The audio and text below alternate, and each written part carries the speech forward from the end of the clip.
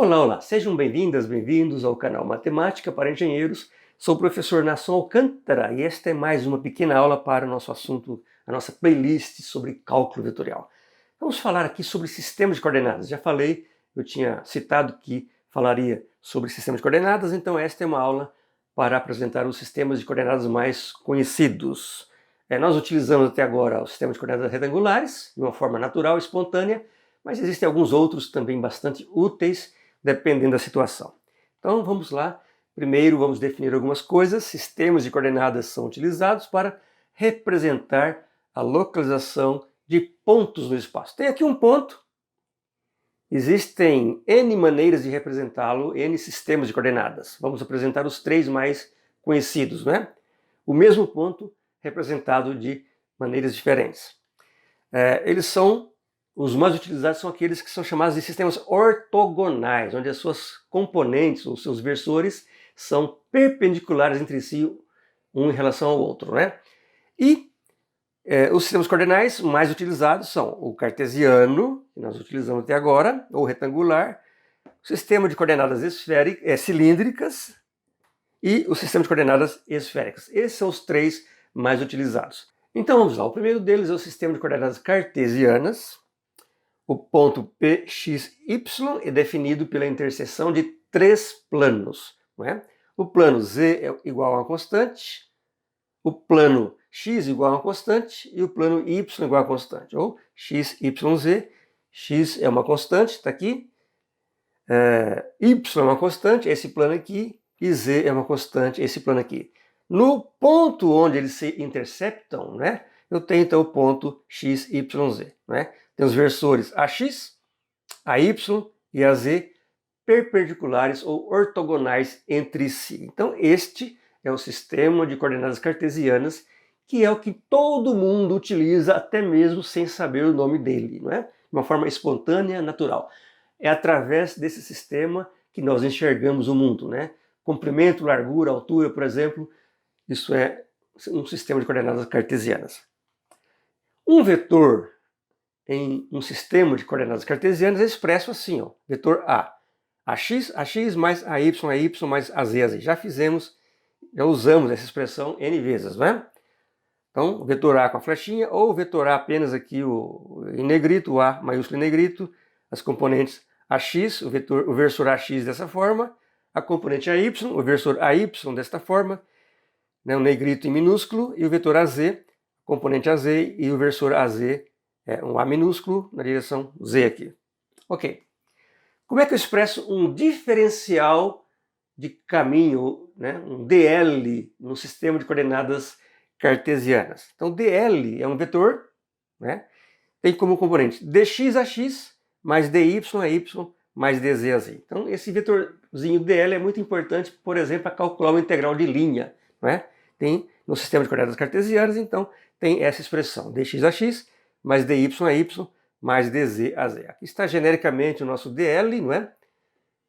Seria aqui, então, um dx mais um dy mais um dz. Este é o nosso vetorzinho DL. E como é que eu expresso um diferencial de superfície no sistema de coordenadas cartesianas? Então, para um elemento de volume como este aqui, eu tenho três possibilidades de diferencial de superfície. Né? Eu posso ter um apontando na direção AX. Né? Então está apontando aqui na direção AX, então vai ser um dz vezes um dy na direção AX. Né? dy dz na direção AX.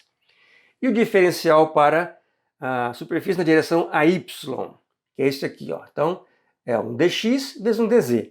dx dz na direção AY.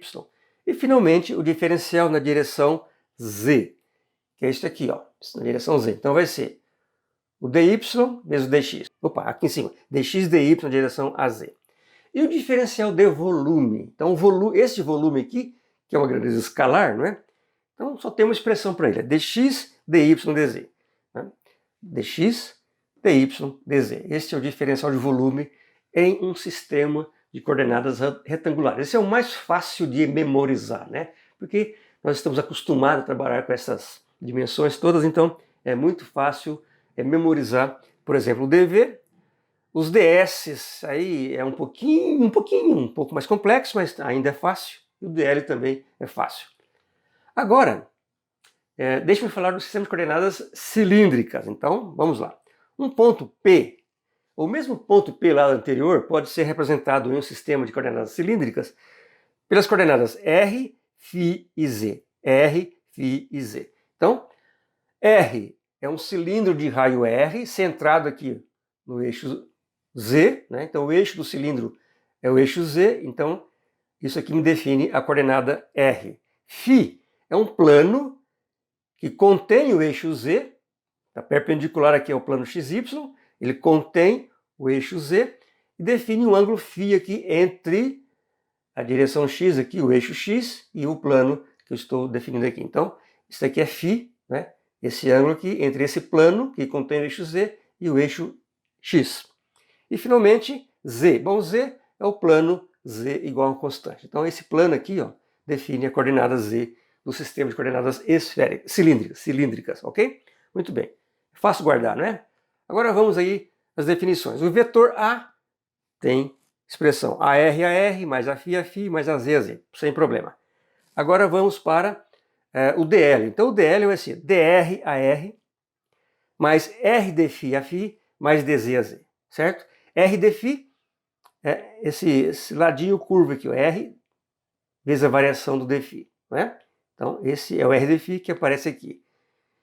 E dr é este ladinho aqui, né, o dr, e o dz é isso aqui, né? Então o meu dl vai ser dr AR mais R dφ a φ mais dz a z. Então dl é dr AR mais R dφ a φ mais dz a z.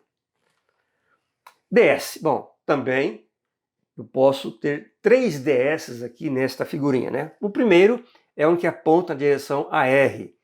Este aqui, ó, está apontando na direção AR. Então ele vai ser R dφ vezes dz.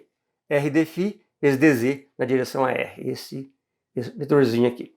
Ou eu posso ter um ds que está apontando na direção φ. Esse que está aqui, ó.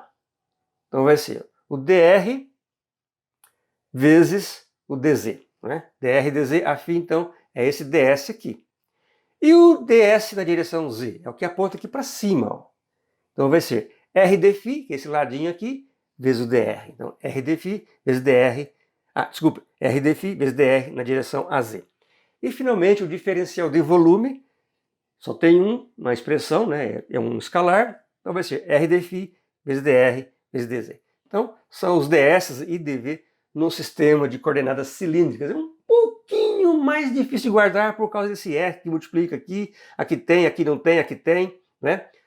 Mas com o tempo você guarda, então se esqueceu, faz a figurinha, procura identificar quem é quem aqui, mas, enfim, não se preocupe, não é? Bom, e finalmente vamos para o sistema de coordenadas esféricas. Então o mesmo ponto P também pode ser representado por componente R, θ e φ. R é o raio de uma esfera centrada aqui na origem do sistema XYZ. Então, a origem desse sistema cartesiano também é o centro da esfera, cujo raio é a componente em R. Θ, bom, θ é este ângulo aqui, ó. Eu tenho um cone de revolução, você está vendo um cone, não é? O eixo do cone é o eixo Z, o ângulo θ é o ângulo entre o eixo Z e esta linha aqui, ó. Então, começa aqui em 0, vai aumentando até 90, a direção Y aqui. Portanto, esta é a dimensão, ou é a componente θ. Φ é o ângulo entre esse plano, que contém o eixo Z, e o eixo X aqui. Então, φ está aqui, né? Esse plano e o eixo Z. São as 3 componentes do sistema de coordenadas esféricas. No ponto onde eles se encontram, os versores são ortogonais entre si, por definição do nosso sistema de coordenadas, não é? O vetor A, então, é expresso dessa forma, AR, vetor AR, mais a θ versor a θ, mais a φ versor a φ. Não tem problema nenhum. Agora vamos então para os diferenciais. DL. DL é um dr a R. dr, esse ladinho aqui, direção a R. R dθ é esse ladinho aqui, ó, R vezes o dθ. E a direção a θ, ela é tangente à esfera, na verdade. Por isso que aponta aqui para baixo. Ó. Então, R dθ aponta para cá. Mas R sendo θ dφ. Bom, R sendo θ é a projeção do raio aqui no plano XY. Então, R seno esse ângulo, é esse lado aqui, essa linha aqui, né? Vezes dφ, que é essa variaçãozinha aqui em φ, apontando então na direção φ, que é aqui tangente a este círculo.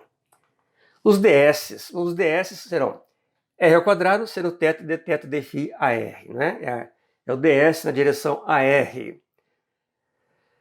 O ds na direção Aφ é r ds dθ Aφ, e o ds na direção θ vai ser r seno θ dr dφ a θ.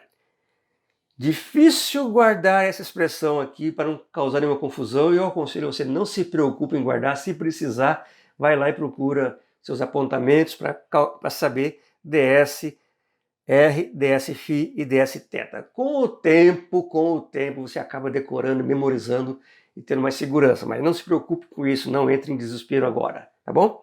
E o dv, como sempre, é uma grandeza escalar, só existe uma expressão para o dv, que é o r ao quadrado seno θ dr dθ dφ, ok?